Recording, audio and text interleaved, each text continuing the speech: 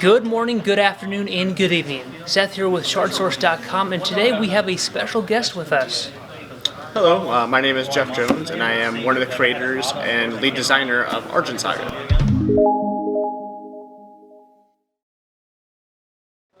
So Jeff, tell me about how it all started. How it all started? Well, it is a very, very long story, and I don't even know if we have enough time for all that, but short answer is I've played card games all my life since I was in 6th grade, and I've always loved them. Started with Pokemon, went to Yu-Gi-Oh, Magic. I've tried basically every card game that's come out, and I got very good at Yu-Gi-Oh and became one of the best players in that game. And from there, I met Jim at ARG, and we became friends for many years now. And after a while, Jim finally asked me, because he knew I've always wanted to create my own game, if I was ready to go ahead and do this. And I said, yeah, I'm ready, let's do it.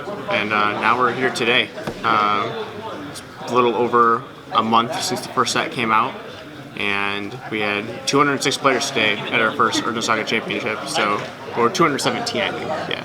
Wow, that's impressive. So were you expecting that? Oh, absolutely not. We were expecting between 100 and 150, so when we hit that pre-register mark of over 200, we were completely blown away. Wow. So what do you think draws the players to the game? What makes it tick? I think that it's so accessible.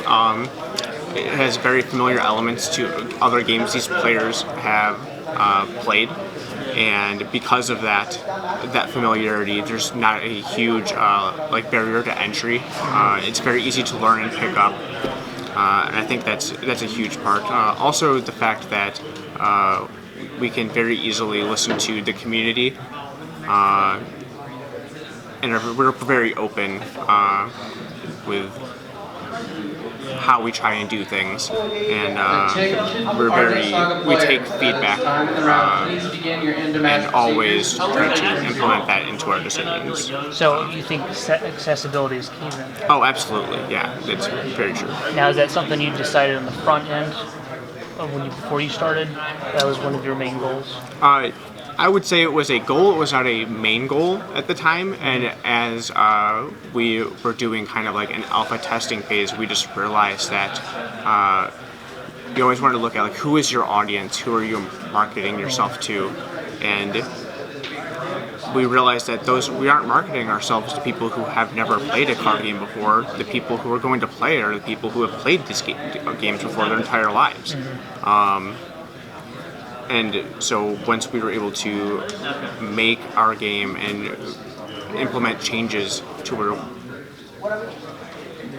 those mechanics and stuff would work for those people, the feedback just became outrageously positive, and it's kind of just gone that way ever since. So obviously not everything is for everyone. So. Right. Well, so in terms of player feedback, you not only take it personally, you implement it at R&D, right? Oh, absolutely, yeah. I've had people come up to me this weekend, say, I really like to give you some suggestions, and I'll sit down with people and listen to them, and they have thought processes on how things should work, and I'll try to explain maybe why things are the way they are.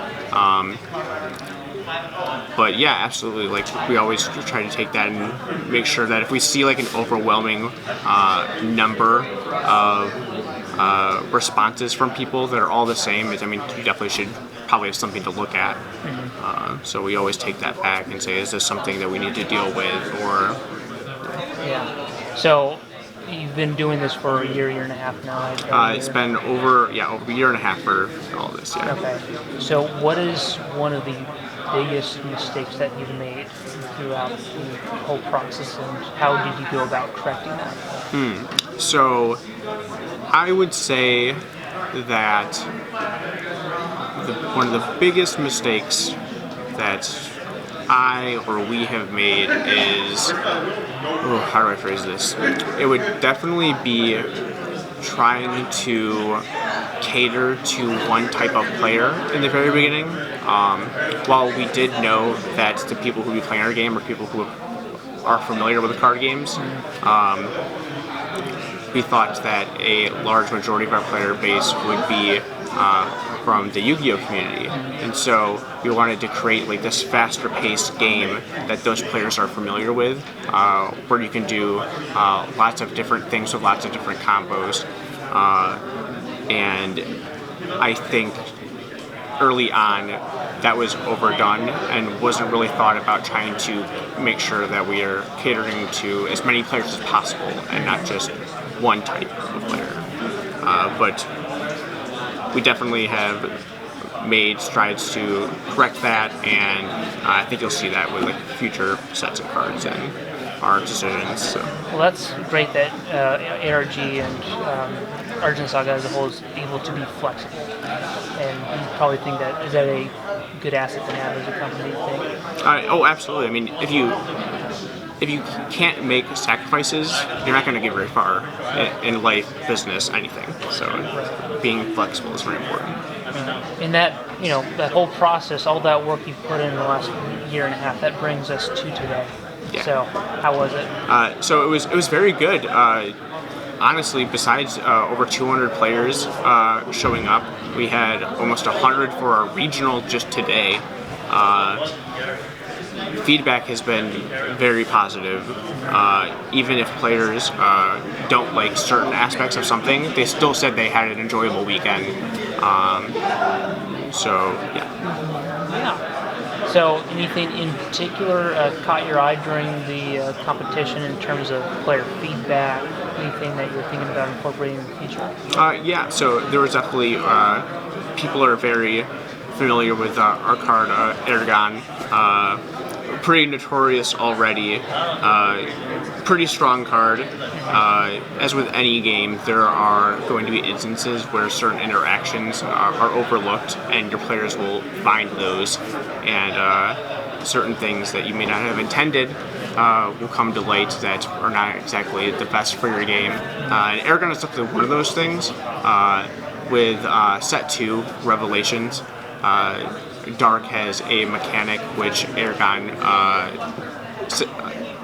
he works with very well, and having Ergon released, we probably should have had him released closer to Set 2 instead of with Set 1, because it creates this kind of imbalance that wasn't really taken into account for, or wasn't really found within testing.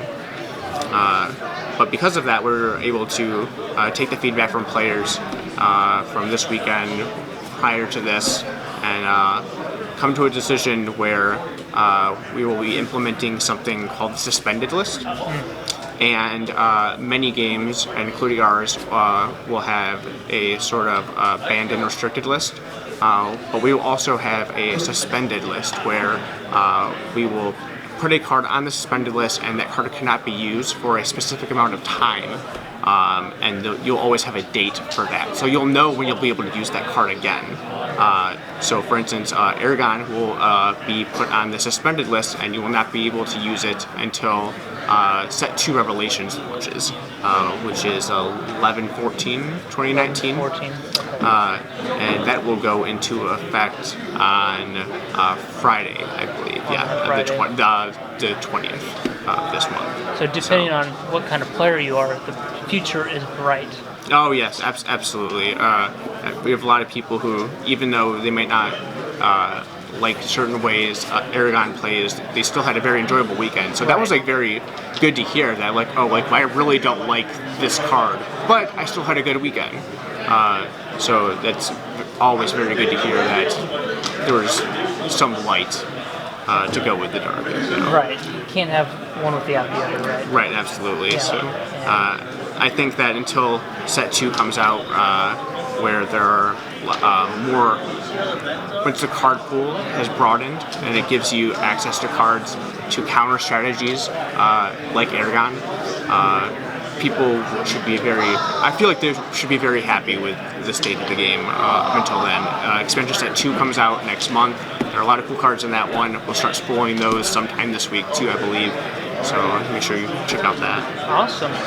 Well, I think that's all the time that we have for the interview, but I appreciate you attending the interview and taking the time out of your day to do this. Yeah, Thank you of course. so much. No, thank you.